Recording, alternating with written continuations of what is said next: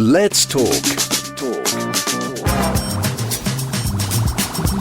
Johnny Brown.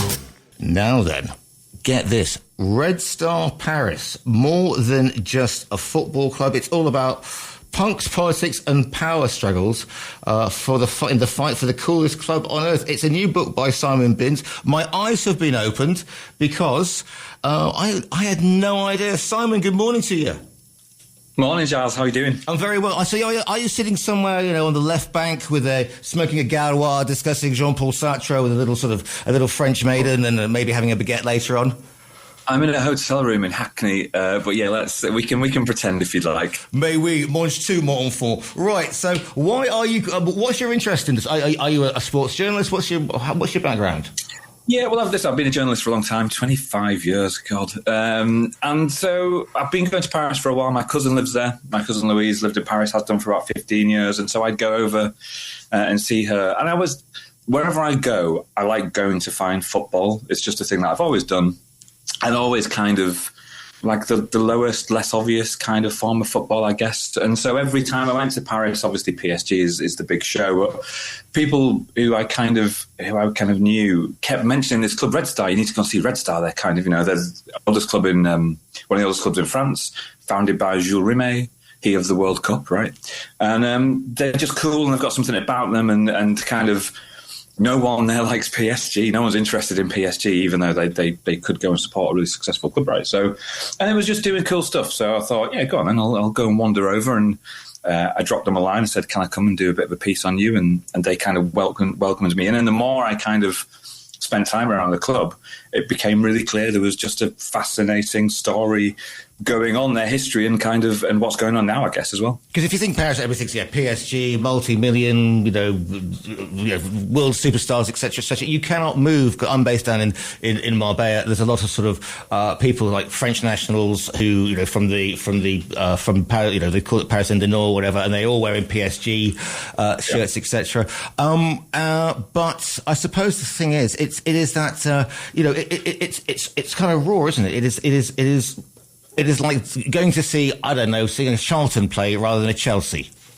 Yeah, and it's a real kind of history versus the present day, right? And I think PSG make no bones about the fact that they are going for a global audience. They don't really care about their local market. They don't need to. That's not who they're catering to. They want to be a global brand that cuts across sport broadly and music and fashion and everything. Whereas Red Star are doing this in a way that is much more progressive and have been for a long time, but nobody in the banlieue of Saint-Ouen up in northeast Paris, and they will say actually that we are not of Paris, we are north of Paris. That no, you won't see a PSG kit there. They don't care about any of that. What they care about is the history of the club, and a lot of it is kind of attached to wartime, for example. Lots of ex-players being conscripted and injured and executed by the Nazis, for example, and that gives them a really strong sense of identity, history, and kind of commitment to the area that they're in. It's an industrial area full of immigrant culture, and that's really reflected in Red Star as a team, I guess. With PSG, it's a brand. What's the identity, right? It's a brand, right? And they would say, well, yeah. So what? What's the problem with that? I mean, I went to see Barcelona play, Real Madrid years ago, and I was struck by the fact that it was all corporate, and people were there on holidays, and they'd obviously, been given the Barcelona kit as part of their welcome package, and the same thing. Yeah, well, here's the thing, right? So football tourism has never been bigger, and experiential tourism has never been bigger. And I did have to kind of ask the question of myself a little bit as I kept going to Red Star. I was like, at this level, am I kind of the problem?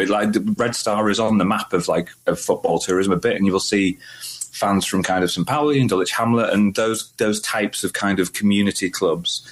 They will be at the games as well, but at the other end, at the Barcelonas, it's hundreds of pounds to go to a game that you don't really care about. But for the kind of the clout on social of look where I am, I guess that's becoming a bigger thing. But the thing is, if you are going to see Red Star play, they need the money. they would quite welcome anybody. What division are they playing in? So we're obviously not La Ligue, are we? Where are we playing then? What league? So they are currently, and it's a great story actually. So when I started following them, I followed them for 2.5 seasons. They just struggled on the last day to get out of the French non-league, which is the third tier. So you've got Ligue 1, Ligue 2, and then the national, the championship. Right, the French football pyramid is very, very compressed. And when I started following them, they just missed out on promotion into the league on the last day. The season after, they got promoted into Ligue 2 and hung on. Currently, they are second in Ligue 2. There's a good chance they might go up into Ligue 1, which will mean there will be PSG, Paris FC, another Paris club, and Red Star, all in the French top flight for the first time in its history, I think. So they've suddenly just kicked on this season through smart recruitment. They've not spent a lot of money. They're redeveloping the stadium. They're trying to build an academy which will make sure they've got a steady stream of kind of local talent going into their first team. They're doing it in a way that is completely opposite to PSG. They're not spending money in the transfer market. But they're accidentally doing really well. They're second in the league at the minute, and they just keep winning. So tell me about the ground, because the ground, because I want to talk about the Second World War and this phrase that somebody utters, which is, I just read that and went, wow. So tell me about the ground itself. This isn't a multimedia experience with corporate boxes. It seems to be old school, to put it mildly.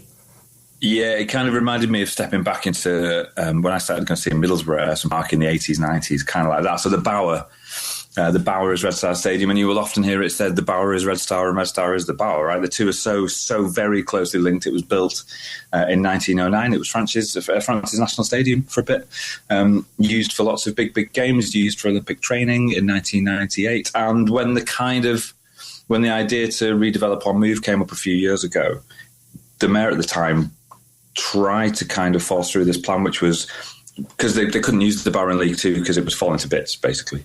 And so the mayor had said, well, we'll get this big site on the banks of Seine and we'll move to this brand new stadium. But the fans went absolutely wild. It was absolutely against everything they could ever consider that they would leave the Bower. And so what they've been doing for the last few seasons is redeveloping. They demolished the old West Stand, the Reno della Negra stand, which has so much history, old terraces, concrete steps. And it's kind of becoming a bit more like any other stadium now. And the challenge for Red Star, I guess, is they increase from, I think it's gone from like 3,000 to 10,000 capacity for the new stadium. And there's one more stand to build, is how do you kind of retain that history and that atmosphere that they were so known for as you modernize? Yeah, but the thing is, if they stay in the community rather than moving out, because I'm just thinking, West Ham, for example, end up in whatever it is, the London Stadium, and lots of people complain that lost, it lost the sort of foreboding atmosphere when you came. Yeah, it's still very very firmly and very proudly right in the middle of Saint-Ouen. You don't even see it until you're right upon it. It kind of hides in plain sight, the Bower, a little bit, but when you get in there, the atmosphere is unreal. You've got 250 ultras making the sound of 20,000 people, and they just don't stop for the full 90 minutes. It's amazing. Fabulous. Now, you mentioned Jules Rimet. Now, many of us, of our sort of generation, and I'm heading towards 60 at a ridiculous pace, will remember Jules Rimet because it was, it's the trophy that gets held up when Brazil beat Italy in that brilliant 1970 World Cup. It's also the one that gets found by a dog in '66, isn't it, famously? Pickles. Thank you. But that's as far as we kind of go. I think I had the Sabutio, World Cup. Yeah, that's how old I am. So Jules Rimet wasn't an old guy in a blazer. Was he sort of a blazing French? I mean, tell me about Jules Rimet as a young man. Yeah, he was kind of the young Jules Rimet was a bit of an agitator actually, and so he and his brother were the kind of founding fathers of Red Star, and largely born out of the fact that he was just a bit annoyed that no one was really taking football seriously in Paris. There was no club, so he decided to start one. Him and his brother and some journalists, weirdly. Historical agitators, you might Well, lots of time on their hands with nothing to do, basically. Freelance journalists, you know what we're like. So they decide to form this club. There's only one other French club at this point, so they're the second club in France. And very quickly they decide that there needs to be more football, needs to have some kind of founding presence in France. So they get together with 4 or 5 other kind of founding clubs and start what would become the foundations of the French Football Federation, right? An organised French league. that would eventually come on to kind of be the French game as is. And then obviously he leaves that post and becomes the president of FIFA for many, many years and is responsible for the World Cup in its current form. Just want to hold that thought for a minute because, I mean, here comes an obvious question. France is a big country.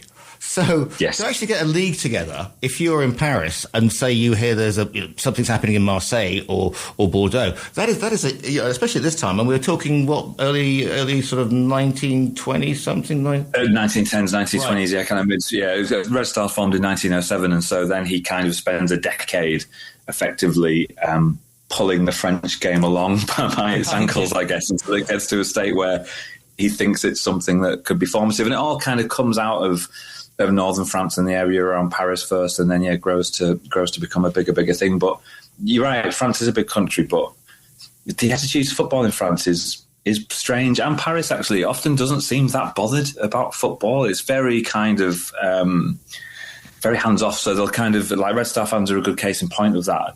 Like when they were bought by their current owners, 777, who kind of this American investment firm, and it all starts to kind of fall apart a little bit.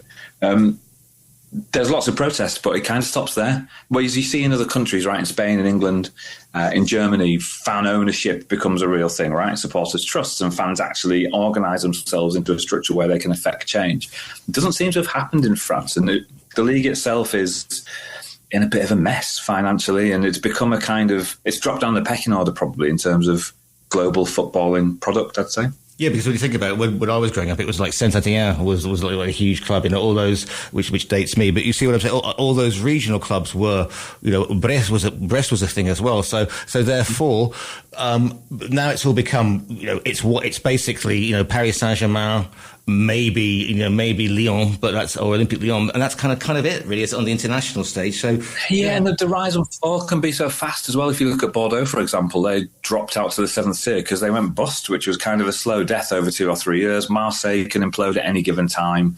PSG, it wasn't really working for them until they decided to ditch the kind of Galactico model and go down a kind of, where is the young talent? Let's develop that, and then finally they win the Champions League. So it's an odd fish, the French game, quite unpredictable. Now, Red Star. Those of us again will remember. I had an uncle who once played for Red Star Belgrade, which is one of the greatest song lyrics ever. Is there some sort of communist subplot here, or is it just named, just because they see a red star somewhere? Well, you would assume, and I did actually, when I kind of started talking to the club, that the Red Star is somehow kind of linked or comes out of their traditional kind of left-wing communist kind of agitator identity. It doesn't actually. It belongs to a cruise line company called Red Star Cruise Line Company. So at the time when the club was being formed, one of Rimet's, I think it was housekeeper and kind of accountant and general assistant, someone called Miss Jenny, who we know very little about. Surprise, surprise, a woman in history who isn't really reflected particularly. Miss Jenny also worked for the Red Star Cruise Liner and just suggests to Rimet that Red Star's quite a good name. This could work, and the badge is quite strong and powerful, and so it almost becomes transplanted onto the football club, and the rest is kind of history. Yeah, let's talk one bit of history before we get onto some current history, sort of like punk and politics, the whole thing. But Second World War comes out, obviously. Paris gets invaded, and some of them, obviously, the club. Does the club shut down? I mean, I know that some join the resistance or quietly resist against the Nazi occupation, and from this comes this incredible story. Yeah, the war and Red Star are really tightly linked. So in the First World War, it kind of league shuts down. Lots of players get conscripted. The kind of France's first golden generation effectively goes missing, and then into the Second World War. One player in particular, kind of you will hear about and stands out in Red Star's history. So Rino Della Negra, he's only 20, promising young winger for Red Star. War comes, he's conscripted, but he gets injured quite quickly and is kind of drafted back out of the army. He's captured, however. He joins the French resistance because he is. He's an agitator, right? This runs through the Red Star story. But he's captured by the French resistance and is held in a camp and then is executed, basically, at the age of 20 on Mont Valérien. He writes his final letter from the camp where he's being held, and he knows his fate, right? He's kind of in Nazi capture. Farewell to my family and farewell to Red Star, right? And that kind of that's the legend that now kind of runs through the club. So the old West Stand was called the Reno Della Negra Stand. On match day, you will see huge tifos and banners that kind of bear his name and his kind of his picture as well. And there are still songs about him. And I think to the ultras, to the fans, Della Negra stands for something really, really important, that you should always kind of stand up for what you believe and fight for what you think is right, and not be overtaken by forces who would try and kind of do something wrong or bad or against what you believe. So yeah, Della Negra is kind of a fascinating story. And in the book, I end up speaking to a couple of Italian filmmakers who would come to make a documentary about Della Negra, because his story isn't hugely well known in Italy. He's an Italian immigrant, ends up in Paris at 14. His family come over to kind of work in the local factories. And it's really nice to see that story now be kind of taken off into different places. To stand up for what you believe, to fight against, forces who might do you wrong. So what's the ownership situation? Because it gets very sort of punk and rock and roll. And is it a film producer? I mean, because obviously by the 70s and 80s, things are not looking good. What's the rock and roll aspect to it, Simon? So this is kind of why I thought I was onto a bit of a story when I started kind of poking around 2.5 years ago. Obviously, the history is interesting and there's so much there. But the present day, I used to be a business journalist, so I kind of could see where this was going. So 2.5 years ago, the chairman, Patrice Haddad, who'd owned Red Star Paris, and he's a real kind of, he's a film director, wears a beret, shades, got dreadlocks, looks like a character out of one of his own films, basically. Decides to sell Red Star to an American investment firm called 777. The fans were not happy about this, and still are not happy about this, and are still chasing the documents through the court to expose the deal, because they would argue that, well, who else was on the table, right? Why 777? Why are you selling San Juan and its history to a US investment firm based in Miami who own different other clubs? So 777 at that time had bits of ownership of clubs in Brazil, in Belgium, in Portugal, in Australia. Multi-club ownership is becoming a bigger thing in football, right? You will see it. There's about 280 clubs, I think, that sit in multi-club ownership. Man City is a really big example. They've got a football group that extends across different countries.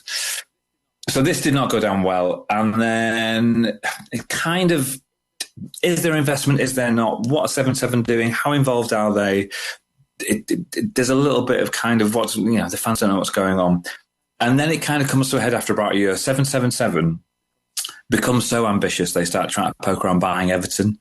And that sparks the interest of the world's press, right? If you try and buy a Premier League football club, comes out, actually, 777 don't have any money, never had any money. It was all kind of built on a bit of a house of sand. And as we stand here today, the founders of 777 are currently charged with 5 counts of fraud, defrauding insurance firms of hundreds of millions of pounds to essentially fund their giant Ponzi scheme that seems to involve football clubs. They do, of course, deny all wrongdoing and any involvement, but that's kind of rolling through the courts at the moment. And it was a remarkable tale that kind of, it was really like roller coaster. Every month across 2 years, it just kind of brought some new and more bizarre kind of twist, like yachts getting kind of seized by the IRS and kind of getting thrown out of different football clubs in different continents. And the fans simply would not let it go. The Red Star fans would not let this go. Every game they would protest against 777. Every game they would protest against Haddad.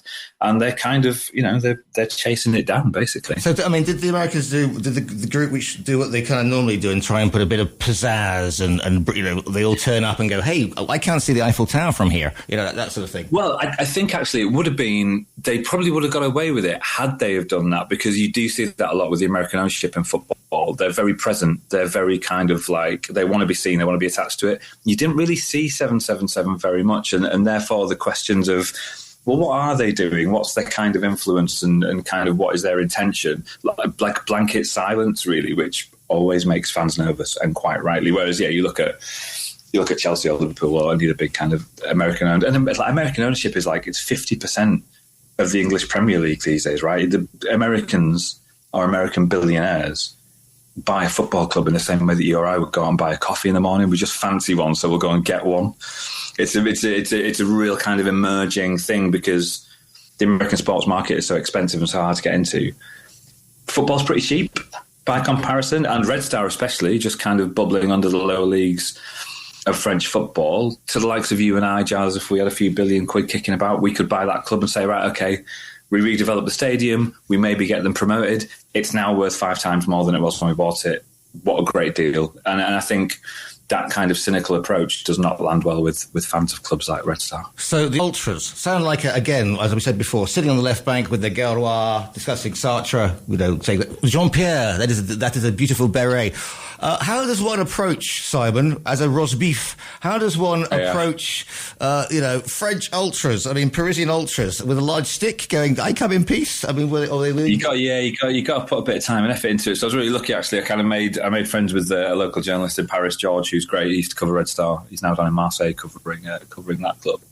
And he was kind of in the group. I guess he'd kind of become one of the Ultras and been accepted. And yeah, you kind of, it's like putting your head in a lion's mouth a little bit. You just do it gently, bit by bit, and trying to upset anybody, I guess. And so there was a moment probably about 6 months in where I'd gone to a few games and kind of George was like, right, come on then. And you can kind of come into the main bit where all the mad noise goes on. I was like, all right, it felt like a really big moment. And then there's a bar over the road called Olympique, which is where they all kind of gather before and after the game, and you get to meet a few people and they just want to see. And I kind of understand it. They're just like, oh, right, another Englishman writing about Red Star, right, fine, whatever. And I think the fact that I just simply wouldn't go away for 2 years probably kind of got me in. And they could see that the story I actually wanted to tell was much more balanced than just kind of the history of the club, and the club is great. They could see that I was kind of asking questions about the ownership and challenging whether what Red Star was doing was right or wrong, or was in the best interests of the fans or the history. And so,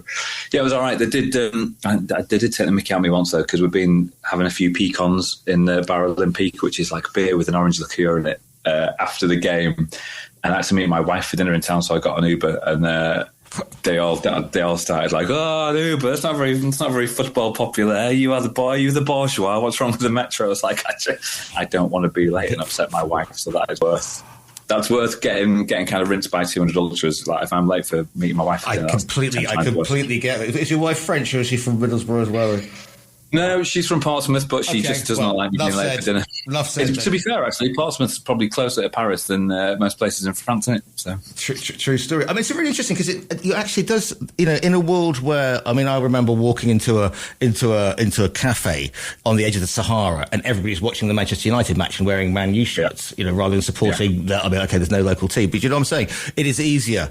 Kids will support Man U or Man City if they're from Oldham or Bolton, because they're seen as glamour clubs. And really, I'm the worst case. I'm from Stoke and I support Chelsea because I wasn't into football and I was when I lived on the King's Road. So, in a world where people go, oh yeah, I'm Paris Saint-Germain, or it's about the branding, or it's about the video game or whatever, it is really important that we don't lose our grassroots.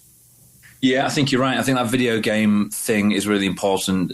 That's really changed the way that young people access and come into football. And I think you've seen a much bigger move recently. Kids support players, they don't support teams.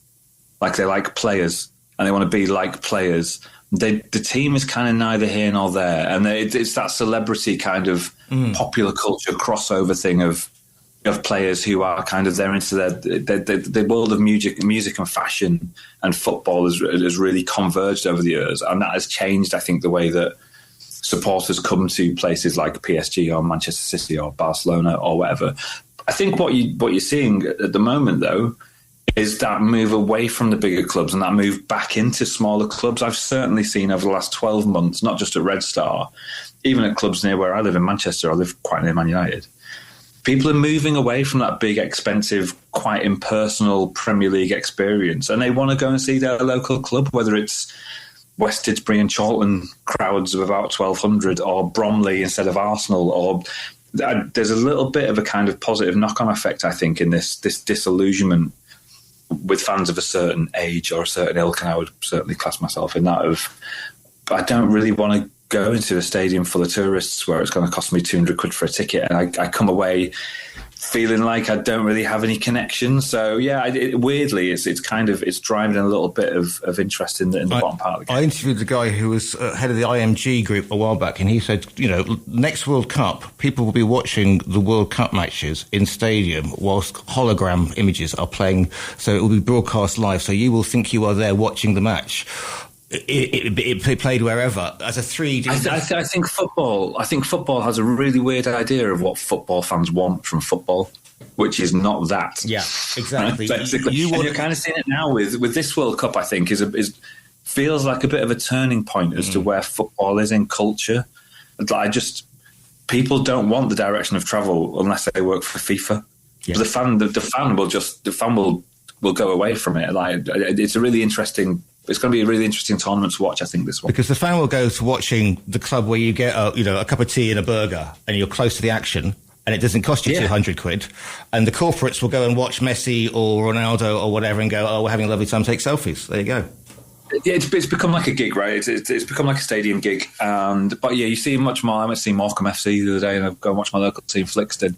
You want to go to a place where you kind of, the people in the crowd and you can build those relationships with people in the crowd. And you see that at Red Star. Everyone knows each other. The football is largely secondary. Like the last game of last season where they were already up, nobody watched the game. It was just a 90-minute carnival of kind of singing and dancing and jumping around. Someone scored. No one reacted. Everyone just kept singing and doing what they were doing. And that's great, right? It's kind of for the day, the whole area becomes about the football and the whole area is connected and the whole area is together. And like I say, in Saint-Ouen, you just won't see a PSG shirt. Everyone's wearing Red Star stuff. If you ever make it to the Costa del Sol, I'm taking you to a Malaga game because they have 4,000, the Giddy Army they're called, and it's foreign supporters who are now part of the Malaga football experience at La Rosaleda. It's interesting you say that. So, I'm in Malaga on Friday, actually, and we're coming to Malaga/Granada for my wife's birthday at the weekend. But I did a podcast with a couple of Welsh lads called the Los Boyos, and if you've not listened to it, you should do. And Matt, one of the lads, lives in Malaga, goes to watch Malaga, loves it for that exact reason. There's a real kind of emerging ultra scene, and they seem to be another club where disillusioned kind of people, not necessarily from the area, but looking for something more from the game, are starting to gather. So I think that is really valuable, actually, and will change the dynamic of football crowds and football stadiums, but hopefully in a way that's much more positive. Yeah, because Malaga had in Spain we got the fake sheikhs rocking up. They come out, we're going to change this and change that, and then they didn't have any money either. That's about 50 years. Yeah, there's a lot of that about. Yeah. There's a lot of that about. But I think in terms of ownership stuff and the money in the game, it's kind of gone so far that I don't really know how you get it back. If I'm honest, I think football has to adapt to this new landscape at whatever level you're at, and my club is Middlesbrough, and there's a chance we might go up this season. If we do, I've kind of accepted that we've got a chairman who's a local lad, Steve Gibson. That's very rare these days.